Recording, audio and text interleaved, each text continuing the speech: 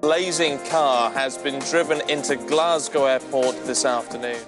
One of those responsible for the Glasgow Airport bomb, Kafil Ahmed, studied at Queen's University, Belfast. He managed to become president of Queen's Islamic Society during his time in Belfast.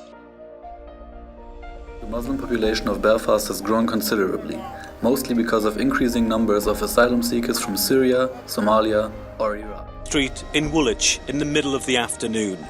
This car was driven onto the pavement and into the path of a man believed to be a serving soldier. Two men got out of the car and carried out a savage attack. On the 23rd of May 2013, just the day after the horrific murder of Lee Rigby, Belfast-born Mark Townley, a Muslim convert, walked into a police station in London and confessed he was plotting to murder Prince Harry.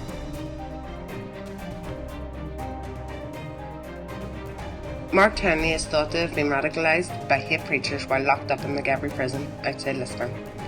He converted to Islam and changed his name to Ashford Islam.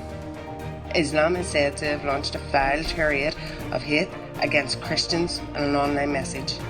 He said those who kill Christians would be given a good number of virgins to enjoy, and the Prophet had also ordered his followers not to befriend Christians or talk with them.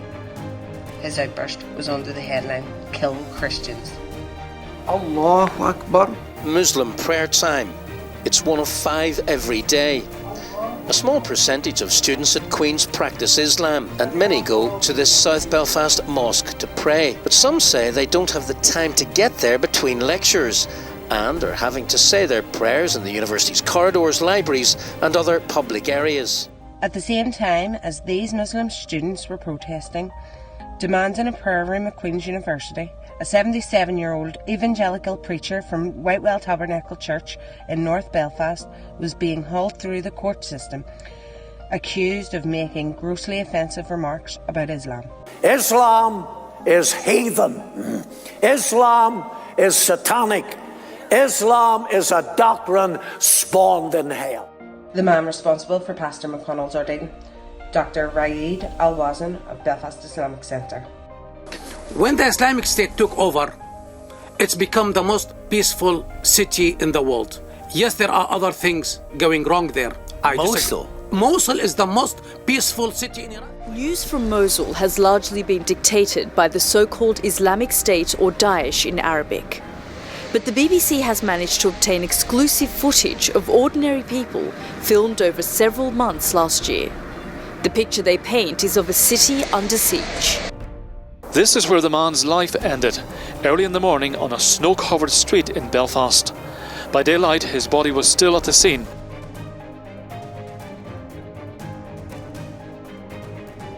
Somali national Ahmed Moore was given 6 years in prison for the barbaric and savage murder of his Pakistani friend on Botanic Avenue in Belfast. The court heard how Noor, who dubbed himself Allah's assassin, was heard shouting that he had put a disease in his friend's fat gut. Allah had sent him to kill his friend, and that he wanted to kill all homosexuals and nail them to crosses on the road to Mecca.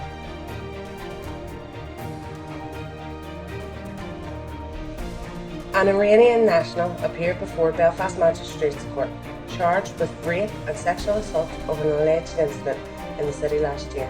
Opposing bail, a detective constable told the court the man had allegedly been roaming the area for up to an hour, waiting for a vulnerable girl within 2 minutes of meeting his victim. He pulled her into an alleyway where the alleged offence was committed, according to police.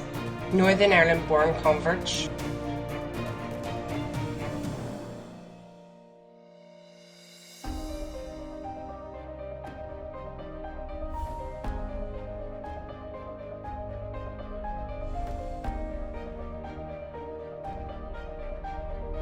The 3 perpetrators have been named as Karam Butt, Rashid Redouane, who lived in Dublin at one stage, and Moroccan-Italian Youssef Yagba. Rashid Redouane had been denied asylum in the UK on multiple occasions.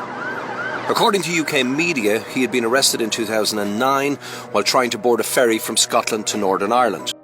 People can easily come in and out of Ireland. I mean, people don't realise how actually easy it is. They can go from London to Belfast, and then from Belfast you can get a bus or a train or get a friend to pick you up, drop you down to the Republic.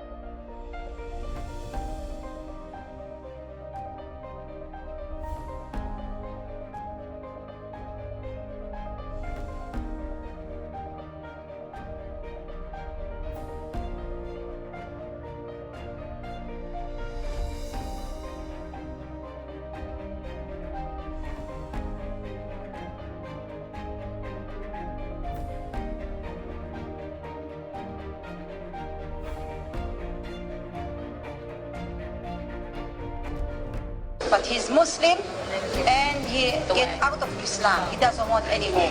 What are we going to do? Keep.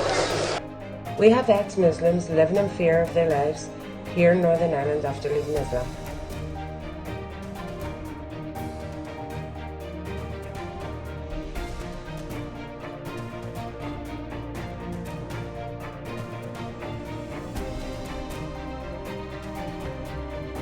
In September last year, the local government commissioner for standards suspended me for 4 months from Belfast City Council.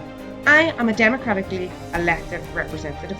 My suspension came after a cabal of left-wing activists and politicians put numerous complaints into the commissioner's office in regards to public statements that I had made about Islam and immigration. I don't care what colour your skin is. I don't care where you come from.